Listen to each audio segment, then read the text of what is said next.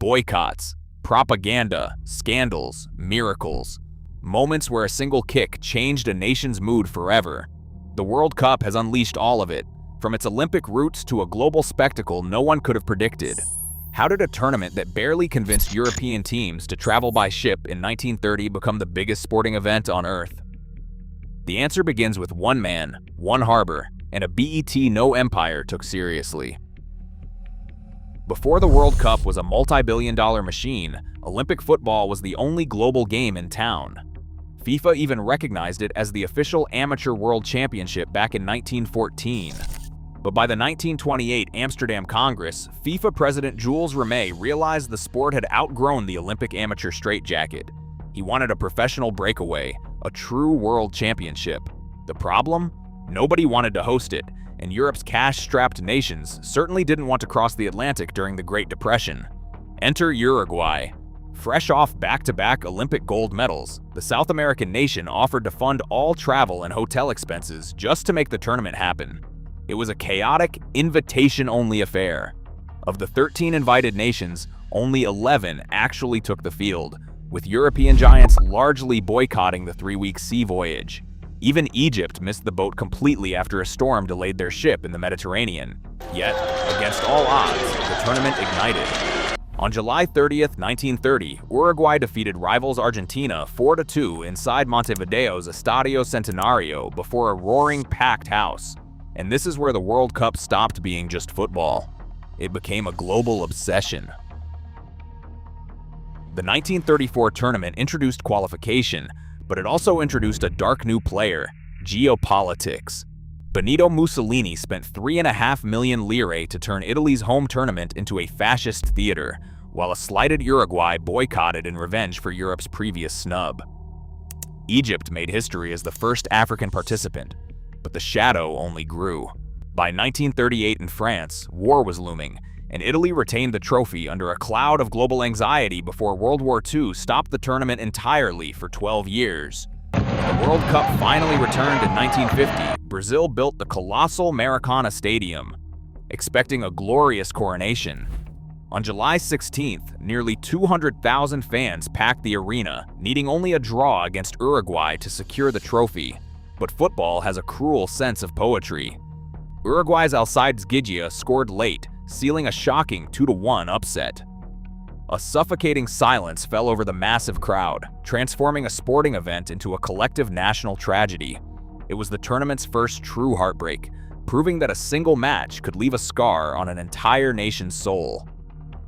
By 1954, the World Cup found its perfect partner: television. In the reign of Bern, 1 million European households watched Helmut Rahn score the decisive late goal, sealing West Germany's shocking 3-2 upset over Hungary's legendary, seemingly invincible Golden Team.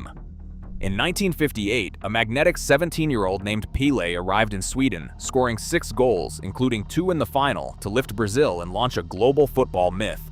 But the tournament soon revealed a dark, physical edge.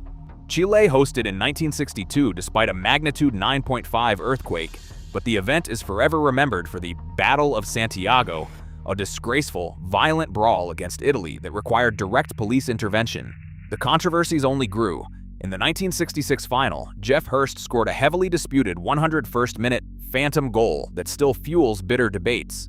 By Mexico 1970, broadcast in vibrant color, Brazil perfected the sport, finishing with Carlos Alberto's spectacular team goal to grant Pelé his 3rd crown in a tournament that felt like pure cinema. Tactics soon evolved into art. Johan Cruyff's Dutch side introduced the mesmerizing, fluid chaos of total football in 1974, though West Germany still took the trophy. In 1978, Argentina's brutal military junta shamelessly weaponized the tournament for state propaganda, even as Tunisia made history by claiming Africa's first ever World Cup match victory. When Spain expanded the field to 24 teams in 1982, Paolo Rossi returned from a betting ban, scoring a legendary hat-trick against Brazil to carry Italy to the title. But nothing prepared the world for Mexico 1986. Diego Maradona became the defining contradiction on June 22nd, scoring both a breathtaking 70-yard solo run and a blatant handball in the exact same match. The crazy part? The most famous World Cup moment might also be one of the most unfair. Before the 90s even began, Chile's Roberto Rojas faked an injury with a hidden razor blade during a 1989 qualifier, proving the drama had spilled far outside the 90 minutes.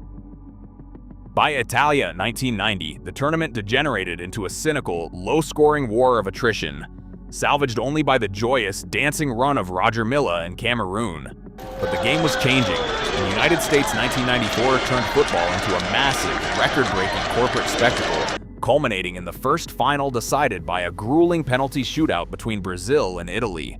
Maradona was banished after a failed drug test, and Roger Milla, at 42, extended his own myth. And then came the darkest story in World Cup history. Colombia's Andres Escobar scored an own goal against the Americans and was murdered in Medellin days after returning home. The commercial boom had raised the stakes to a terrifying, lethal extreme. By France 1998, the tournament expanded to 32 teams, crowned Zinedine Zidane on home soil, and left us with the bizarre, unsolved mystery of Ronaldo's pre-final seizure. The beautiful game had conquered the globe, but its soul was growing increasingly heavy. The new millennium pushed the boundaries to Asia for the first time in 2002, where Ronaldo found ultimate redemption.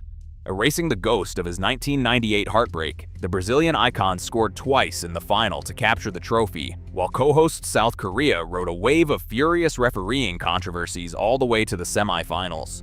Germany 2006 delivered pure chaotic drama, introducing young prodigies Lionel Messi and Cristiano Ronaldo to the global stage. Yet, the tournament belonged to Zinedine Zidane, who scored an audacious Panenka in the final before shocking the world by headbutting Marco Materazzi, leaving Italy to snatch the cup on penalties. By 2010, South Africa hosted a tournament vibrating to the deafening drone of vuvuzelas and the wild swerves of the notorious Jabulani ball. The physical battle ended when Andres Iniesta scored a dramatic extra-time winner, crowning Spain as world champions for the first time.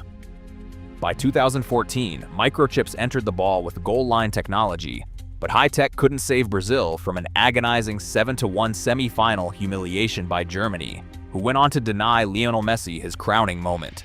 In Russia, video assistant referees took center stage, sparking a barrage of penalties while underdog Croatia fought to the final, only to be stopped by a teenage Kylian Mbappe launching France's second reign. But football has a cruel sense of poetry, and the sports-defining drama soon shifted to the winter sands of Qatar. Amid heavy stadium labor controversies, the 2022 final became the greatest ever played. Argentina and France battled to a breathless 3-3 draw. Mbappe scored a hat-trick, Emiliano Martinez made a miraculous last-second save, and Messi finally touched the sky. Now, the game mutates again. In 2026, the United States, Mexico, and Canada will unleash a massive 48-team tournament. 12 groups of 4, with the top 2 and the 8 best third-place teams advancing to a new round of 32. It means more matches, more revenue, and beautiful, unadulterated chaos, opening the door for nations once completely shut out of the world's greatest story. As 48 nations prepare to collide, the stakes have never been higher. The World Cup is no longer just a tournament. It is the ultimate mirror of our chaotic, beautiful world. Can it survive its own massive scale? Drop your predictions for 2026 below.